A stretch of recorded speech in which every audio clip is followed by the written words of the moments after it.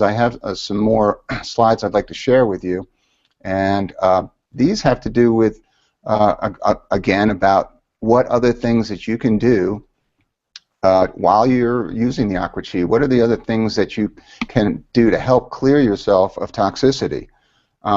So the role of detox is primary. You know, I think that that's probably the key. The key to good health is keeping your body clean and giving it good nutrients. So prevention is the first one, and of course rebuilding from past toxicity is the other. We have been the group that we're speaking with today, mostly, you know, baby boomers in that area. We grew up in a time when we went from a world where everything was basically organic in the beginning into a whirlwind of chemical creation in the world. And I want to talk a little about that because I call it the guinea pig generation, because most of this was unregulated. So we're dealing with stresses to the body that no other generation has. And this creates some health challenges, obviously.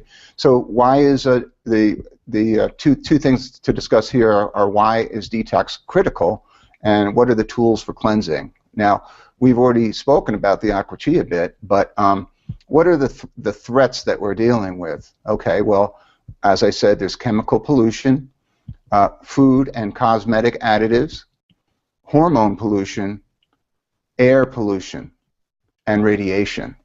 So what is your risk?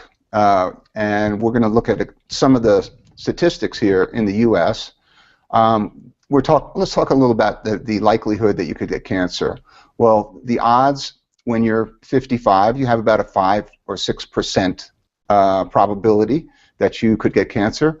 But if you look at that top row there, as you go higher in age, well, your likelihood is going to increase dramatically. So by the time you're 75, you have almost a 23% chance of getting cancer.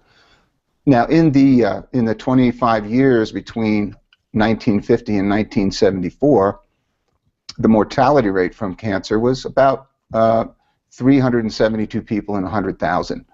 Now, you'd think that in the last 25 or 30 years that we would have had breakthroughs with, you know, cancer or prevention. I mean, there's been so much we've discovered about our health, but unfortunately, the mortality rate is not going in the right direction. So it continues to increase, even though we've had great breakthroughs in health. So I think that should be a little bit of an alarm to people, you know, who are trying to depend entirely upon the system to, you know, for their health direction. I think that self-administered health is going to be a huge thing because it's just, you have to do it. There's just no two ways around it. So the studies that are being done, again, everything points to increased cancer risk. And interestingly enough, you would think, as I said, that the higher your age is, the greater your risk. But now we're seeing that younger people are having a higher proportion of risk than older people. So things are kind of being turned on their head as far as who's at risk. So here's a North Carolina study that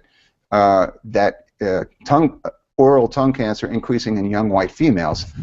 Why is it only in young white females? You know, so these are the kind of things that just are not being addressed, and we're not getting good answers for. So the bottom line of all this is that, you know, you've got to be looking after your health. So that I believe that the chemical pollution is the biggest area that is affecting all of these statistics. Okay. If you look at chemical use in the USA in 1940, there was virtually no use of chemicals. Now we have over 80,000 chemicals that are used. Now, if you feel like you're being taken care of and given the right advice by your government, I'm going to suggest that you might want to think twice, because look at that red line at the bottom of this slide.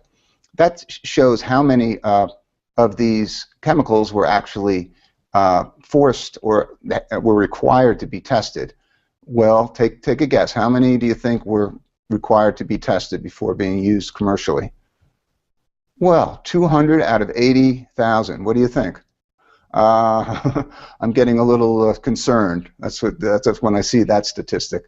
So how many were banned that came to market? Only 5. All right. So there's in my way of thinking, that discrepancy is just too wide, and it's a red flag to me. The other thing that is should be a red flag is that of those 80,000 chemicals, Europe, the European Union, banned 30,000 of them in 2010. Now, why was that? Because they found that some of these pesticides, these chemicals, were actually altering the genetic makeup of animals. And so why would you want to take any kind of risk? Or do you really want to wait until you see something happen in a human? So I think that the European Union was very forward-thinking in doing what they've done, but unfortunately there was no follow-through on the part of the U.S. government regarding those chemicals.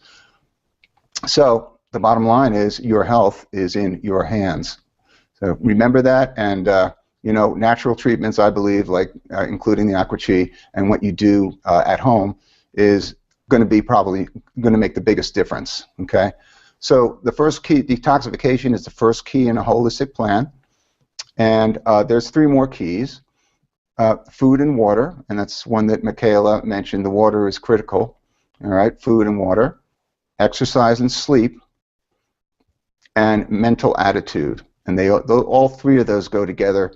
The neuroscience studies about your brain and how it impacts the whole body this is just in its infancy now, but I think that's pretty critical. Now, what I'm going to do is I'm going to share a link again with you that is that shows all of these books that I'm going to talk about, so you can, if you want to get one, it'll be a reference for you. So you could just download it using that link.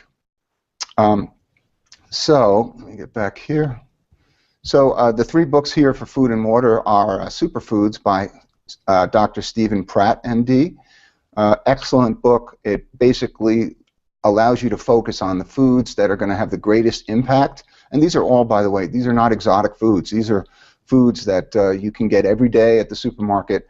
And the book gives a great explanation about what they can help. And for instance, one that I've used pretty religiously since reading that book is walnuts. So I sprinkle them over my food, and there's some great research about walnuts. Now, when you look at a walnut, it looks a little like the human brain. Well, there's an interesting parallel there because it has a lot of brain increasing function, the nutrients in it. So that's interesting. Now, the other 2 books here are Your Body's Many Cries for Water. This is one that goes into from a doctor who actually uses water in his practice as a way of healing people. And basically, we are all chronically dehydrated, according to this book, and you can make some great changes just by doing that. Now, with the Aqua Chi, that's a critical thing there, because the water is what helps to carry out toxicity in the body. So you don't have enough water, it gets all that toxicity remains in your body. So drink plenty of water before and after your Aqua Chi sessions. Not just today, but every day is great. And then the 3rd book here is How to Eliminate Harmful Toxins from Your Drinking Water, the Drinking Water book. That's another great book. You can get that on Amazon or other booksellers. Exercise and sleep. Well, the exercise, I think that it's pretty self-explanatory. There's dozens, hundreds of books you could get on that. But if you just walk 15 minutes a day, you'll probably be in the top 10% of people in the U.S. as far as your health level. All right, so just it doesn't have to be strenuous. Just do something. Okay, and there's a great book here on improving your sleep patterns. Say Goodnight to Insomnia by Greg Jacobs. That's a great one as well. And finally, Mental Attitude. 2 books that I like, but there's dozens of them. One is Psycho-Cybernetics by Maxwell Maltz. He was a plastic surgeon that found he had patients that they would come to him, and they would have dramatically greater results in their looks. However, for some reason, they psychologically they saw themselves as being the same, as being ugly or whatever they were trying to correct. And he was totally baffled by that, and that started a lifelong pursuit to find out about the whole mental side of things. It's not all about the outer looks, So that's a fascinating look there. And then the other book is The Law of Attraction by Esther and Jerry Hicks, and that is again, it's all about how you can create a better personal world view for yourself and a more positive one. So the last one, a book that I'd like to share is one by Jillian Michaels. Now, this looks like a weight loss book, and frankly, when I saw it, that's exactly what I thought it was. It's because it says a hot and healthy body. Well, I don't know if that's the book that calls out to me all the time, but I will tell you that if you go in and read this book, it's got it gives you, I mean, more than you would ever want to know about the levels of toxicity, pesticides, and things that impact your hormones in your body. I found it's a really educational read, so you might want to consider looking at that as far as another detoxification resource. So the bottom line here is detox regularly, and that's using all the means. The water and aqua chi, I think, are the biggest ones there, but all of those ideas will fit in with that.